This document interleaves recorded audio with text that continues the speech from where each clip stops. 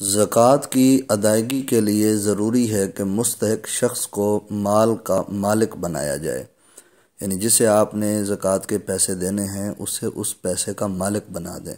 بہت سے فلاحی ادارے اس اہم مسئلے سے غافل ہیں اور زکوٰۃ کے مال سے لوگوں کے کام کروا دیتے ہیں، لیکن انہیں زکوٰۃ کے مال کا مالک نہیں بناتے۔ اس طرح زکوٰۃ ادا نہیں ہوتی۔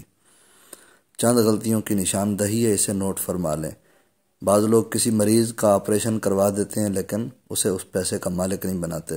ہسپتال میں مشین خرید کر دے دیتے ہیں اور یہ بھی غلط ہے۔ پانی کے لیے فلٹر لگوا دیتے ہیں، تعلیم کی مد میں فیسیں ادا کر دیتے ہیں، مسجد کی تعمیر میں پیسہ لگاتے ہیں، میت کے کفن دفن کا خرچ اٹھاتے ہیں یا ان کی کلخانی وغیرہ پر وہ خرچہ کر دیتے ہیں زکوٰۃ کے پیسے سے۔